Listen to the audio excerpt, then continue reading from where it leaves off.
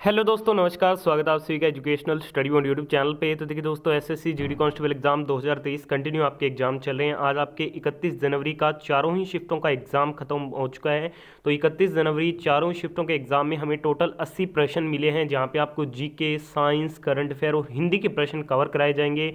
तो आज जिन भी दोस्तों का चारों शिफ्टों में एग्जाम था, सभी साथी वीडियो में ध्यान से अंत तक बने रहिएगा। आपको अपनी शिफ्ट के सभी क्वेश्चनों का राइट आंसर इसी वीडियो के माध्यम से पता लग जाएंगे। तो इस बात पर वीडियो को लाइक करना तो बनता है। लाइक करने के साथ साथ सभी दोस्तों की वीडियो को शेयर भी जरूर कीजिएगा, जिन भी दोस्तों का नेक्स्ट शिफ्टों में भी एग्जाम बाकी है। तो चलिए दोस्तों वीडियो को शुरू करते हैं। पहले हम फोर्थ शिफ्ट में पूछे गए क्वेश्चनों को कवर करेंगे। तो फोर्थ शिफ्ट का पहला क्वेश्चन आपसे पूछा गया कि सबसे पहले अर्जुन पुरस्कार किसे मिला था। देखिए दोस्तों, कृष्णा दास को तीरंदाजी के लिए सर्वप्रथम अर्जुन पुरस्कार दिया गया था। ठीक है दोस्तों, तो कृष्णा दास इस क्वेश्चन का राइट आंसर था। और सबसे पहले जो अर्जुन पुरस्कार की शुरुआत की गई थी वो खेल मंत्रालय के द्वारा की गई थी 1961 में। अगला क्वेश्चन पूछा गया कि यामिनी कृष्णमूर्ति का संबंध किस नृत्य से है। तो यामिनी कृष्णमूर्ति का संबंध भरतनाट्यम और कुचिपुड़ी से है। यामिनी कृष्णमूर्ति को सन 2001 में कला के क्षेत्र में पद्म भूषण से सम्मानित किया गया था। ठीक है, तो ये एक्स्ट्रा फैक्ट्स है जो नेक्स्ट शिफ्ट में पूछा जा सकता है। फोर्थ शिफ्ट का नेक्स्ट क्वेश्चन पूछा गया कि प्रियदर्शी किस शासक को कहा जाता है। देखिए दोस्तों, प्रियदर्शी अशोक को कहा जाता है। ठीक है, तो अशोक इस क्वेश्चन का राइट आंसर था। अशोक को देवप्रिय प्रियदर्शी के नाम से भी जाना जाता है। अगले क्वेश्चन में पूछा गया कि 2017 में भारत में शिशु जन्म दर कितनी थी। देखिए दोस्तों, 2017 में भारत में जो शिशु जन्म दर थी वो प्रति 1000 जनसंख्या पर जो जन्म दर थी वो 20.2 दर्ज की गई थी। ठीक है दोस्तों, ये इस क्वेश्चन का आपका बिल्कुल राइट आंसर था। अगले क्वेश्चन में पूछा गया हालड़ा उत्सव किस राज्य में मनाते हैं। देखिए दोस्तों, हिमाचल प्रदेश के लाहौल के पहाड़ों में हावड़ा नामक उत्सव जो है मनाया जाता है। ठीक है, तो हिमाचल इस क्वेश्चन का आपका बिल्कुल राइट आंसर था।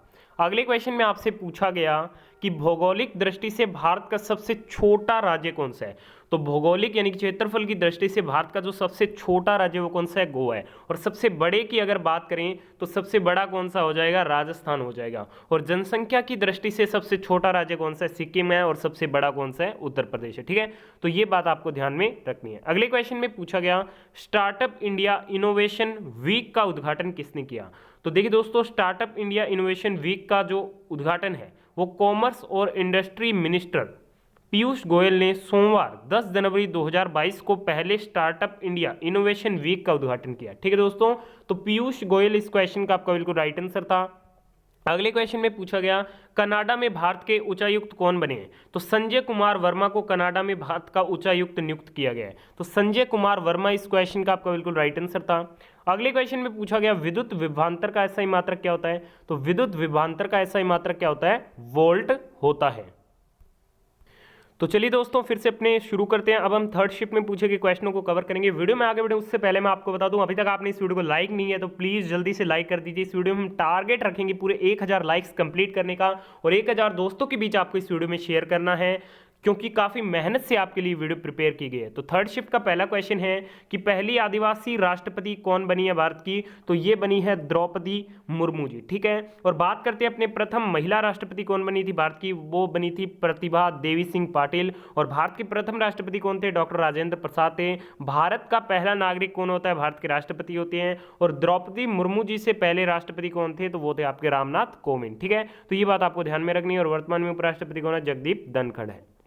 अगले क्वेश्चन में पूछा गया कि 2011 की जनगणना के अनुसार सबसे अधिक लिंगानुपात वाला राज्य है। तो सबसे अधिक जो लिंगानुपात है 2011 के अनुसार वो है आपके केरल का। ठीक है, केरल का जो लिंगानुपात है वो 1084 है। और सबसे कम लिंगानुपात हरियाणा का है, वो कितना है, 879 है। ठीक है, तो ये पॉइंट भी आपको ध्यान में रखना है। अगले क्वेश्चन में पूछा गया स्वच्छ भारत मिशन की शुरुआत कब की गई। तो प्रधानमंत्री नरेंद्र मोदी ने स्वच्छ भारत मिशन की शुरुआत 2 अक्टूबर 2014 को की थी। ठीक है, तो 2 अक्टूबर 2014 इस क्वेश्चन का राइट आंसर था। अगले क्वेश्चन में आपसे पूछा गया कि उपराष्ट्रपति से संबंधित अनुच्छेद कौन सा है। देखिए दोस्तों, भारत के उपराष्ट्रपति से आर्टिकल 63 रिलेटेड है। ठीक है, तो अनुच्छेद 63 इस क्वेश्चन का राइट आंसर था। भारत का एक उपराष्ट्रपति होगा और उसमें राज्यसभा सदस्य बनने जैसी योग्यता होनी चाहिए। ठीक है, उपराष्ट्रपति को शपथ कौन दिलाते हैं, भारत के राष्ट्रपति दिलाते हैं। और उपराष्ट्रपति का कार्यकाल 5 साल का होता है। ठीक है, तो ये बात आपको ध्यान में रखनी है। अगले क्वेश्चन में पूछा गया 73वां संविधान संशोधन किससे संबंधित है? तो ये पंचायती राज व्यवस्था से है। भारत में 73वां संविधान संशोधन कब हुआ था? 1992 में हुआ था। अगले क्वेश्चन में पूछा गया पंचवर्षीय योजना सबसे पहले किस देश में शुरू की गई थी? देखिए दोस्तों, पंचवर्षीय योजना केंद्रीकृत एकीकृत राष्ट्रीय आर्थिक कार्यक्रम है। 1928 में सोवियत संघ में पहली पंचवर्षीय योजना को लागू किया गया। इसके बाद से इसे कई पूंजीवादी देशों में भी अपनाया गया। ठीक है, तो ये इस क्वेश्चन का राइट आंसर था। अगले क्वेश्चन में पूछा गया कि 12वीं पंचवर्षीय योजना का लक्ष्य क्या था? देखिए दोस्तों, 12वीं पंचवर्षीय योजना के लिए जो लक्ष्य रखा गया था विकास का, वो 8% रखा गया था। तो 8% इस क्वेश्चन का राइट आंसर था। अब बात करते हैं प्रथम वर्ष में कितना लक्ष्य रखा गया? 5% का रखा गया था। और प्रथम पंचवर्षीय योजना का टाइम पीरियड था 1951 से 1956। और प्रथम पंचवर्षीय योजना का उद्देश्य था देश का कृषि में विकास करना। ठीक है, और अंतिम पंचवर्षीय योजना कौन सी थी? 12वीं थी, 2017 वाली। ठीक है, 12 से 17 वाली।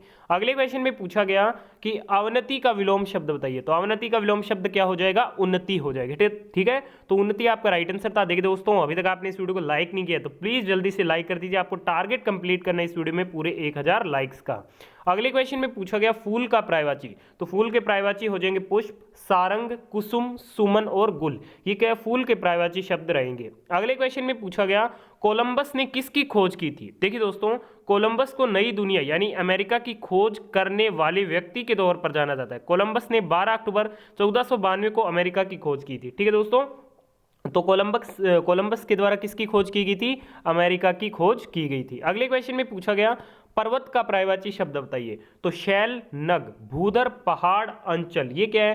पर्वत के प्रमुख पर्यायवाची शब्द रहेंगे। अगले क्वेश्चन में पूछा गया किस नदी का उल्लेख ऋग्वेद में एक बार हुआ है? तो गंगा नदी का हुआ है। अगले क्वेश्चन में पूछा गया बिहार के बोछा विधानसभा क्षेत्र से विधायक कौन बने हैं? तो अमर कुमार पासवान बने हैं। अगला क्वेश्चन पूछा गया द्रोणाचार्य पुरस्कार की शुरुआत किस वर्ष में हुई थी? 1985 में हुई थी।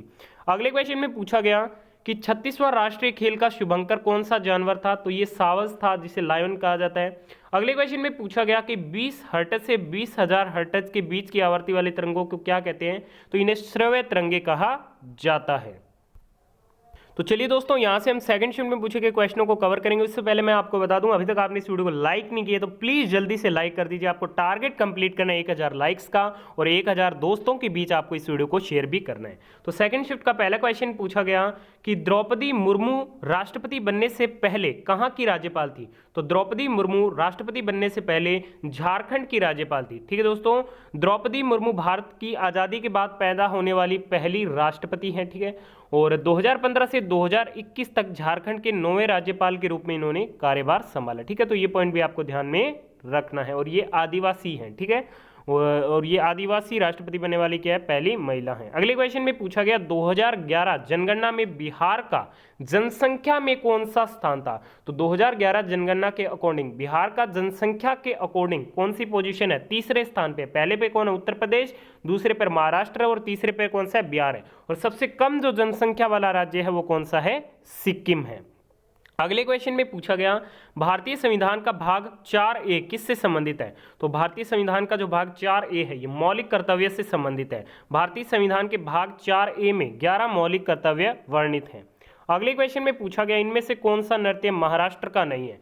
तो तमाशा, लावणी, पोवाड़ा, धनगड़ी, गाजा, ये क्या है? महाराष्ट्र के प्रमुख लोक नृत्य रहेंगे। अगले क्वेश्चन में पूछा गया आस्तीन का सांप होना मुहावरे का अर्थ बताइए। तो आस्तीन का सांप होना यानी कि कपटी मित्र होना, साथ में रहने वाला ऐसा व्यक्ति जो ऊपर से मित्र या वफादार बना रहता है परंतु अंदर ही अंदर जड़ काटने में लगा हो, तो उसे क्या कहेंगे? तो उसे कहेंगे आस्तीन का सांप होना। अगले क्वेश्चन में पूछा गया स्टंपिंग शब्द किस खेल से संबंधित है? तो ये क्रिकेट के खेल से संबंधित है। अगले क्वेश्चन में पूछा गया भारत की राजधानी दिल्ली है तो यूक्रेन की राजधानी क्या है? तो यूक्रेन की राजधानी क्या हो जाएगी? कीव हो जाएगी। तो कीव इस क्वेश्चन का आपका राइट आंसर था। ये रीजनिंग में क्वेश्चन पूछा गया। अगले क्वेश्चन में पूछा गया सर्वोच्च न्यायालय को पुनर्विचार करने का अधिकार किस अनुच्छेद में है? तो भारत के संविधान के अनुच्छेद 137 और अनुच्छेद 145 के तहत बनाए गए नियमों के तहत भारत के सर्वोच्च न्यायालय के पास अपने द्वारा सुनाए गए अपने फैसले की समीक्षा करने की शक्ति होती है। ठीक है दोस्तों, तो आपको ऑप्शन में अनुच्छेद 137 दिया गया था। ठीक है दोस्तों, तो अनुच्छेद 137 इस क्वेश्चन का राइट आंसर था। अगले क्वेश्चन में पूछा गया डोनी पोलो हवाई अड्डा किस राज्य में है? तो डोनी पोलो जो हवाई अड्डा है यह अरुणाचल प्रदेश में स्थित है। प्रधानमंत्री ने अरुणाचल प्रदेश में पहले ग्रीनफील्ड हवाई अड्डे डोनी पोलो ईटानगर का उद्घाटन किया था। ठीक है, तो अरुणाचल प्रदेश इस क्वेश्चन का राइट आंसर था। अगले क्वेश्चन में पूछा गया समुद्रगुप्त ने दक्षिणी भारत में कितने राज्यों को एक साथ जीता था? तो समुद्रगुप्त ने दक्षिण भारत में 12 राज्यों को एक साथ जीता था। ठीक है, और उत्तर भारत में 9 राज्यों को जीता था। ठीक है, तो ये बात आपको ध्यान में रखनी है। अगले क्वेश्चन में पूछा गया मेक इन इंडिया कार्यक्रम की शुरुआत कब हुई? तो प्रधानमंत्री नरेंद्र मोदी ने 25 सितंबर 2014 को मेक इन इंडिया कार्यक्रम की शुरुआत की थी। तो 25 सितंबर 2014 आपका राइट आंसर था। अगले क्वेश्चन में पूछा गया कि जो ईश्वर में विश्वास ना रखता हो उसे क्या कहते हैं? तो जो ईश्वर में विश्वास ना रखता हो उसे हम नास्तिक कहते हैं। अगले क्वेश्चन में पूछा गया पाप का विलोम शब्द बताइए। तो पाप का विलोम शब्द क्या हो जाएगा? पुण्य हो जाएगा। अगले क्वेश्चन में पूछा गया कैल्शियम सल्फेट और अमोनियम क्लोराइड को मिलाने पर क्या बनता है?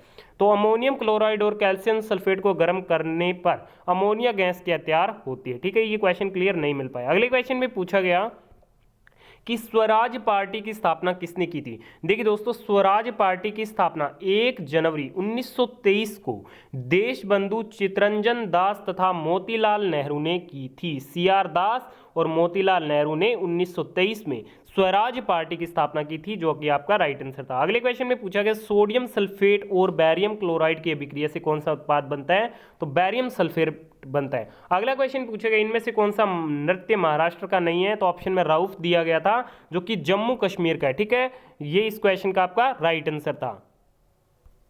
चलिए दोस्तों, फर्स्ट शिफ्ट में पूछे गए क्वेश्चनों को कवर करेंगे। उससे पहले अभी तक आपने इस वीडियो को लाइक नहीं किया तो प्लीज जल्दी से लाइक कर दीजिए। आपको टारगेट कंप्लीट करना है 1000 लाइक्स का। तो पहला क्वेश्चन पूछा गया कि संविधान संशोधन में लोकसभा और विधानसभाओं में अनुसूचित जातियों और जनजातियों के लिए आरक्षण की अवधि 10 वर्ष तक के लिए और बढ़ा दी गई है।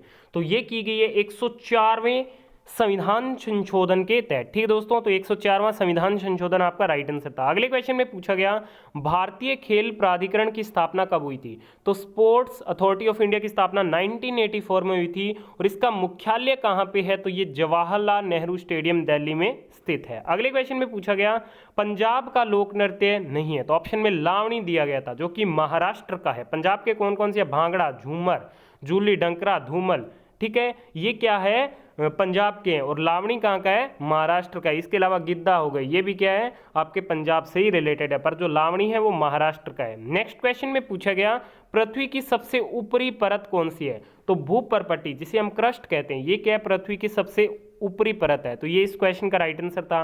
अगले क्वेश्चन में पूछा गया कि छठ पूजा में कौन से भगवान से संबंधित है? देखिए दोस्तों, जो छठ पूजा है ये सूर्य उपासना का पर्व होता है। तो ये भगवान सूरज से संबंधित है, भगवान सूर्य से संबंधित है। ठीक है दोस्तों, जो कि इस क्वेश्चन का आपका राइट आंसर था। अगले क्वेश्चन में पूछा गया नागालैंड की पहली महिला जो राज्यसभा की सदस्य बनी है, कौन बनी है? तो ये बनी है फांगनोन कोन्याक। ठीक है दोस्तों, तो फांगनोन कोन्याक इस क्वेश्चन का राइट आंसर था। अगले क्वेश्चन में पूछा गया फुटबॉल का व्यास फीफा के अनुसार कितना होता है? तो फुटबॉल का व्यास फीफा के अनुसार 22 सेंटीमीटर का होता है। अगले क्वेश्चन में पूछा गया द्वितीय गोलमेज सम्मेलन कब हुआ? तो द्वितीय गोलमेज सम्मेलन में 7 सितंबर 1931 को शुरू हुआ, जिसमें कांग्रेस ने भाग लिया, और 1 दिसंबर 1931 को समाप्त हुआ, और ये लंदन में हुआ था। ठीक है, तो आपसे सन पूछा गया था, तो ये 1931 में हुआ था, जो कि इस क्वेश्चन का राइट आंसर था। अगले क्वेश्चन में पूछा गया प्रथम गोलमेज सम्मेलन कब हुआ था? तो प्रथम गोलमेज सम्मेलन 22 नवंबर 1930 से 13 जनवरी 1931 तक लंदन में आयोजित किया गया। कांग्रेस ने प्रथम गोलमेज सम्मेलन में भाग नहीं लिया था। और दूसरा कब हुआ था? सितंबर से दिसंबर 1931 तक लंदन में। ठीक है, तो ये बात आपको ध्यान में रखनी है। अगले क्वेश्चन में पूछा गया राज्यपाल की नियुक्ति की योग्यता। तो अनुच्छेद 157 के अनुसार राज्यपाल नियुक्त होने के लिए प्रमुख योग्यताएं होनी चाहिए। कोई व्यक्ति राज्यपाल नियुक्त होने का पात्र तभी होगा जब वह भारत का नागरिक हो, 35 वर्ष की आयु पूर्ण कर चुका हो, वह राज्य सरकार या केंद्र सरकार या इन राज्यों के नियंत्रण के अधीन किसी सार्वजनिक उपक्रम में लाभ के पद पर न हो, वह राज्य विधानसभा का सदस्य चुने जाने के योग्य हो, वह पागल या दिवालिया घोषित ना किया गया होगा। ठीक है, तो ये क्या राज्यपाल की नियुक्ति के लिए प्रमुख योग्यताएं होती है। अगले क्वेश्चन में पूछा गया जम्मू कश्मीर के दूसरे उपराज्यपाल कौन बने, तो मनोज सिन्हा बने। ठीक है, 7 अगस्त 2020 से। ठीक है, तो ये बात आपको ध्यान में रखनी है। अगले क्वेश्चन में पूछा गया हरित क्रांति की शुरुआत कब हुई थी, तो भारत में हरित क्रांति की शुरुआत 1965 से 68 में हुई थी। ठीक है दोस्तों, तो 1965 से 68 इस क्वेश्चन का राइट आंसर था। अगले क्वेश्चन में पूछा गया कि हरित क्रांति का मुख्य उद्देश्य क्या था। भारत में पहली हरित क्रांति 1960 के दशक में प्रारंभ हुई, जिसका उद्देश्य भारत के कृषि उत्पादन में वृद्धि करके भारत को खाद्यान्न के क्षेत्र में आत्मनिर्भर बनाना था। खाद्यान्न यानी कि गेहूं और चावल के उत्पादन में इसमें क्या है, सर्वाधिक वृद्धि दर्ज हुई। अगले क्वेश्चन में पूछा गया अशोक स्तंभ में किसने प्रशस्ति खुदवाई थी, तो प्रयाग प्रशस्ति समुद्रगुप्त के दरबारी कवि हरिसेन ने इलाहाबाद स्तंभ शिलालेख यानी कि प्रयाग प्रशस्ति की यह स्तंभ अशोक द्वारा 6वीं शताब्दी पूर्व निर्मित अशोक स्तंभ था। इस शिलालेख में समुद्रगुप्त की विजय और गुप्त साम्राज्य की सीमाओं का उल्लेख किया गया। समुद्रगुप्त द्वारा 730 ईस्वी में कौशाम्बी से लाए गए अशोक स्तंभ पर इसे खुदवाया गया। ठीक है दोस्तों, तो ये इस क्वेश्चन का राइट आंसर था। अगले क्वेश्चन में पूछा गया दूध और क्रीम यह किसके उदाहरण है, तो दूध और क्रीम इमल्शन एक कोलाइड होता है। दूध फेस क्रीम द्रव इमल्शन का एक उदाहरण है। ठीक है, तो दूध फेस क्रीम ये किसके उदाहरण हैं, तो ये आपके इमल्शन के उदाहरण हैं। अगले क्वेश्चन में पूछा गया जल का पर्यायवाची, तो वारी पानी नीर सलील तोय उदक अंबु जीवन पेय अमृत मेघ पुष्प, ये क्या है, जल के पर्यायवाची शब्द होते हैं। नेक्स्ट क्वेश्चन में पूछा गया मौलिक कर्तव्य 42वें संविधान संशोधन 1976 द्वारा किस समिति की सिफारिश पर जोड़े गए, तो ये किस समिति की सिफारिश पर जोड़े गए थे, स्वर्ण सिंह समिति की सिफारिश पर। भाग 4 क में नागरिकों के लिए मौलिक कर्तव्यों को जोड़ा गया। इसे लघु संविधान के रूप में भी जाना जाता है। संविधान की प्रस्तावना में समाजवादी, पंथ निरपेक्ष तथा अखंडता 3 नए शब्दों को इसके तहत जोड़ा गया था। अगले क्वेश्चन में पूछा गया मानव द्वारा उत्सर्जित कचरा किस प्रकार का है, तो मानव और पशु अपशिष्ट को प्राकृतिक एजेंटों द्वारा तोड़ा जा सकता है। मानव और पशु अपशिष्ट बायोडिग्रेडेबल अपशिष्ट है। ठीक है दोस्तों, जो कि इस क्वेश्चन का आपका राइट आंसर था। तो आज की चारों शिफ्ट में पूछे गए सभी क्वेश्चनों का एग्जाम एनालिसिस कर दिया। वीडियो को यहाँ तक देखा, धन्यवाद। पसंद आइए लाइक और शेयर जरूर करें।